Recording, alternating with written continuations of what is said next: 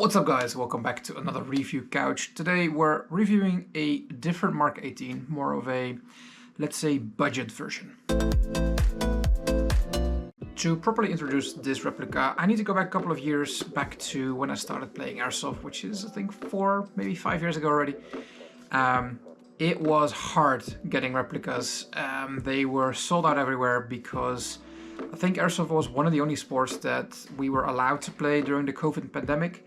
So a lot of people who were banned from, gyms and everything started to do Airsoft, which brought a whole big explosion into replica sales and gear sales, and it was bad. When I was looking for replica, I loved the 416, so I wanted to get an H21 for Specna arms. And when I eventually got to the point where I was going to order the actual replica, they were sold out. So I got the H21, and as soon as I pressed this buy button, it got sold out as well, which was just horrific. And then a buddy of mine actually said, yo dude, why not get a Mark 18? And I fell in love with the Mark 18 ever since. So let me get the actual Mark 18 that I bought as my first replica. Alright, so this is the Mark 18 made by Specna Arms. It's called the Daniel Defense Mark 18 SAE19 Edge 2.0 Carbine Replica. Yes, I have a cheat sheet because there's no way I could actually remember this. It is a very solid build. It is relatively cheap, going at about 300 euros. It is filled up with options. It's not your basic model in my opinion. It has a lot of upgrades that you don't see on a standard, for example, SEMA. Well, maybe nowadays you do, because obviously a lot of things are changing. But when this replica was bought by me, it was probably one of the more high-end budget options, if that makes any sense. It is licensed. It has all the markings. It also has a gate aster unit, so a MOSFET unit. It has a solder trigger, which honestly I don't really like.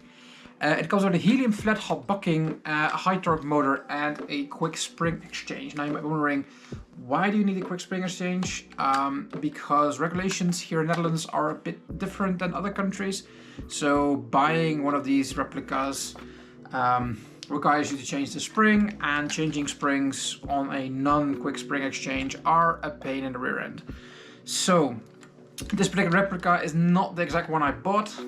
It's the same one, but not the actual one, because I sold mine. This one belongs to my girlfriend, who may not know that I'm using this for a review, but that's a different story. She'll don't really mind. So this replica is nano coated, which means it will prevent scratches. Now I do need to point out that the amount of use that this thing has had over the last couple of years, scratches will be visible, and they actually are. Now, I do have to point out that the markings are remarkably well preserved. I think most of the scratches are small ones, they're barely visible. I think most of them actually can be polished out if I really wanted to. But honestly, you're buying a replica, it will get damaged down the line at some point as well.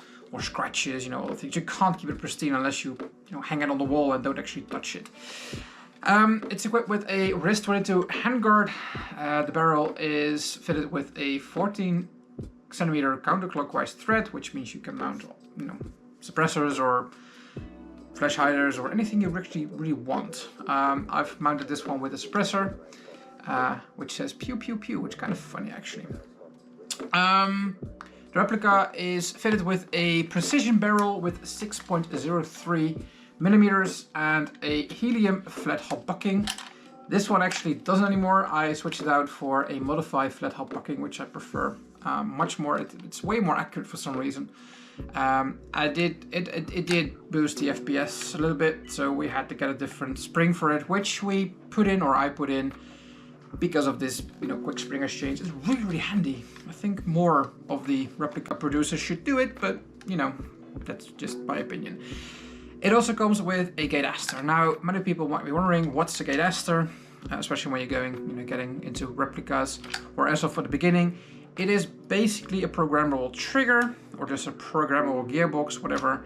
And, well, you can program it to do whatever you like, from changing the rate of fire, which this one doesn't actually support, but normally they do, up to the behavior of the trigger, up to, you know, when the trigger actually does something, when the trigger registers anything, up to pre-cocking, up to, well, basically everything that you would like and think of. It can boost the performance of your replica by a lot.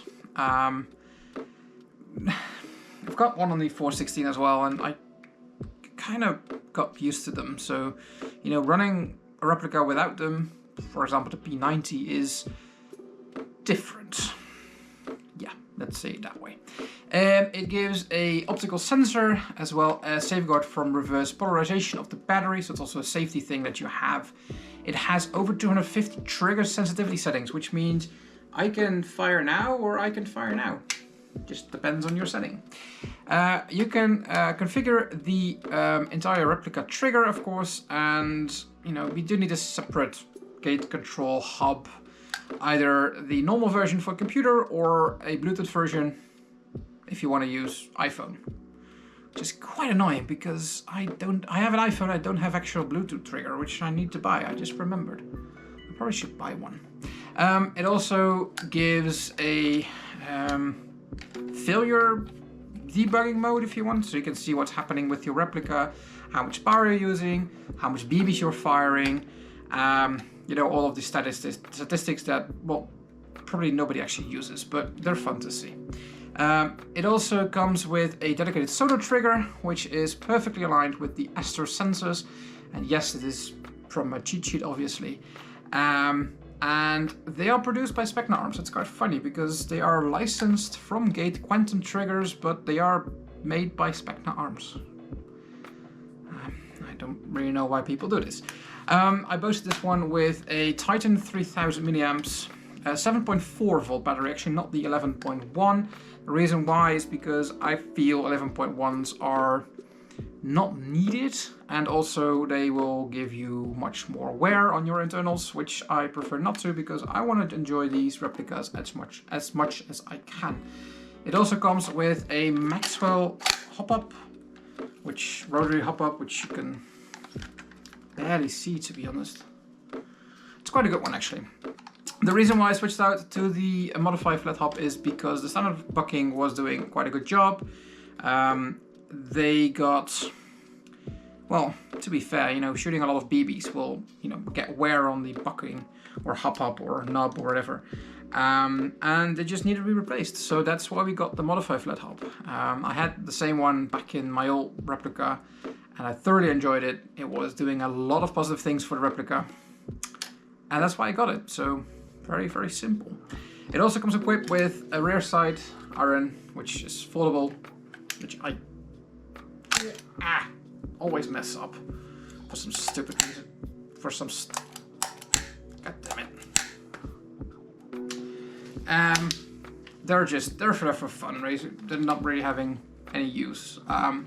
This one isn't fitted with any optics, obviously, or any grips, because my girlfriend still needs to get them sorted before she can actually, you know, use it properly. But we'll get there at some point, I think. Performance-wise, it is probably one of the better ones. You do pay a bit more. Again, it has the Gate Aster. The magazines that go in there are specific. So if you do buy this replica, you need to get the actual Specna Arms magazines, which I think are called S-Mags. I got some SEMA mags, they don't fit, and the PTS mags, although they, you know, the big ones, the EPM ones, they do fit. They are a very tight fit. I don't want to be pulling out magazines like literally they're stuck in there. You don't want to do this. It also comes with a license from EMG, Ordell Defense, which licensed EMG, which is, I think, in the box somewhere. It also comes in the same box, which is kind of funny, as my MK18 MTW. So it has the same, basically the same box, which is quite funny because they're both different brands. Again, it is quite durable. It has seen a lot of action, and you know, as you can see, it's still in quite pristine condition. No big scratches apart from something down there, but you know, it has been 4 years since this thing was bought, so you know, normal. The downside of the thing has a really not solid put on back or buttstock, which I can't seem to fix. I tried several things, it doesn't really work, which is really the downside.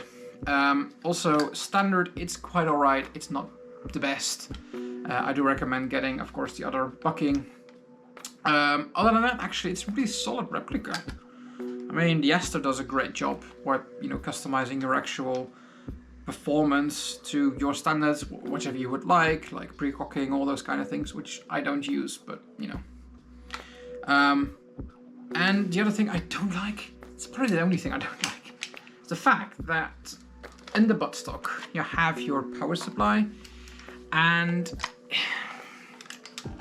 it just looked really messy. Not sure if you can see it on camera. I hope you can, because it's only a small GoPro. You know, it doesn't really look that good. And yes, this one is used, obviously, but the cabling goes down here and then, you know, goes behind the nut, and then it's very flingy bollocks. I don't even know. Do I recommend this replica? Yes, definitely. Especially because you also get a sling mount on there, which a lot of replicas don't. Apart from that, you know, get a bucking. They're what, 12 euros, maybe 15 euros, and you're good to go. So definitely worth getting one of these if you're looking into getting into Airsoft for a relatively cheap price. But you don't want to buy a very cheap replica for like $100, but, you know, just a bit higher up. And of course, if you want to get a replica with the actual markings, because, well, face it, that's the reason why I buy replicas. In my case. Might not be in your case, but in my case, that is the reason. Not because they perform well, but because they have markings.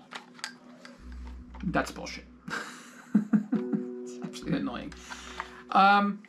Yeah, so that's the very quick review, if you will, for the Specna MK18.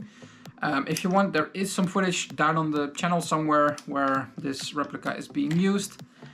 If you have any questions, don't forget to leave them down in the comments, of course. I'll answer them if I have the time, because I'm still editing a video from Area 24, which I'll be posting later on as well. And of course, subscribe to the channel if you want to stay tuned. More of this content is coming. That's it for now. I'll catch you guys in the next one.